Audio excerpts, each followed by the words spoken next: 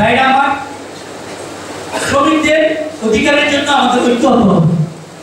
ঐক্যের জন্য আমরা কি করেছি, এই যে জাতীয়তাবাদ, জাতীয় চেতনা, আপনি কৃষি ভিত্তিক তত্ত্ব, যেমন আরবরা আরবিয়ান জাতীয়তা ভিত্তিক ঐক্য হয়, আমরা বাংলাদেশি জাতীয়তা ভিত্তিক ঐক্য হচ্ছে। বিভিন্ন সেক্টরগুলো আমাদের পরিবহন সেক্টরে যে ট্যাক্সি বাসে এবং সিএনজি এবং অন্যান্য যে ট্যাক্সি বাসে আমাদের শ্রমিকদের সব সেক্টরে অন্তর্ভুক্ত আছে। এবং শ্রমিক দল এই 6,80,00,000 মানে 6,80,00,000 ভোটার, 12 কোটি ভোটারের মধ্যে 6,80,00,000 ভোটার শ্রমিক, তার মানে আমরা শ্রমিকই সবচেয়ে বেশি। এবং এই জাতীয় শ্রমিক দল বেশি সংখ্যক শ্রমিকের প্রতিনিধিত্ব করে, তার মধ্যে আমরা একটা সেক্টর। ইনশাআল্লাহ আমরা আশা করতেছি যে আমরা যদি আমাদের অধিকারের জন্য ঐক্য হই, কিছুক্ষণ আগে শুনছেন যে আমরা যদি আহত হই, নিহত হই, ইনশাআল্লাহ এর মাধ্যমে আপনারা সহযোগিতা পাবেন। এবং আজকে দেখুন এই পুঁজিবাদ শ্রমিকের অধিকার কোনোরকমভাবে আদায় হচ্ছে না। আমরা শ্রমিক দলের মাধ্যমে শ্রমিকদের যে ন্যূনতম মজুরি 30,000 টাকা চাচ্ছি, তা কিন্তু এখনো পাই না, 12,000 টাকার মতো পাই, তাই না? এখন আমাদের ঐক্য হতে হবে। যাও, আজকে অনেক আমাদের আরো প্রোগ্রাম ছিল, যার জন্য আমরা একটু খুব কষ্ট। সবাইকে ধন্যবাদ আসার জন্য। এখন আমাদের প্রাণপ্রিয় নেতা নাসিম ভাই বক্তব্য দিব।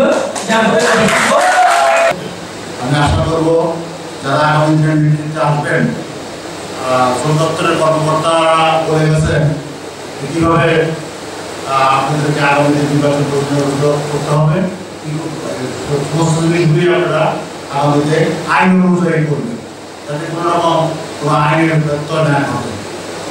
সুতরাং আপনারা এগুলো একটা অলরেডি এই সমস্ত যে সাধারণ সভার মাধ্যমে এবং নির্বাচনের কমিশন ডিক্লেয়ার করবেন, নির্বাচন কমিশনের পরে আপনারা নির্বাচনের তফসিল প্রস্তুতের নির্বাচন করবেন, সমস্ত কিছুই সুন্দর কর্মকর্তাদের সাথে সংযোগ রেখেই করবেন।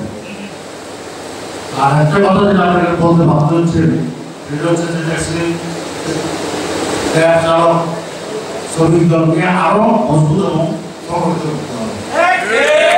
কারণ বহু ট্যাক্সি ক্যাব আছে, বহু সিএনজি আছে, আপনারা তাদের মধ্যে তাদের অধিকার দাবি দেওয়া আদায়ের জন্য তাদেরকে সচেতনতা গড়ে তুলতে হবে এবং তাদেরকে এই রেজিস্ট্রেশনের কথা বলে নিয়ে আসতে হবে।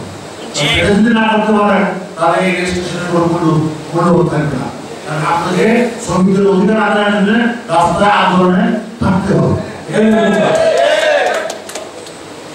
এবং শ্রমিকদের অধিকার আদায়ের জন্য যেহেতু রেজিস্ট্রেশন, সেই জন্য আপনারা শ্রমিকদের যে সমস্ত দাবি দেওয়া আছে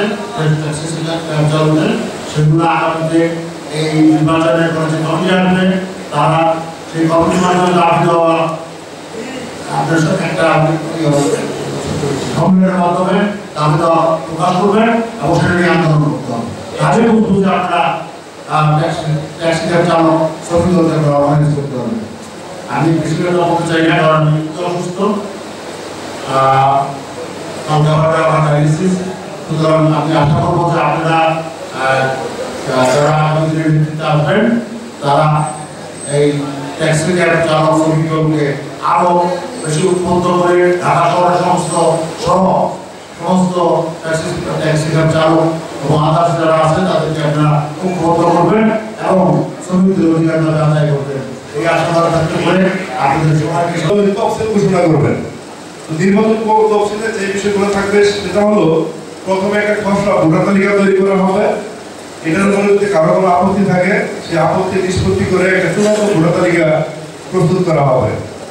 ওই ভোটার তালিকায় যাদের নাম থাকবে একমাত্র তারাই ভোট দিতে পারবে, বাকিরা কিন্তু পারবে না। এই জন্য এটা কিন্তু আগেই এটা মানে নিষ্পত্তি করে নিতে হবে। পরবর্তীতে মনোনয়নপত্র বিতরণ করা হবে।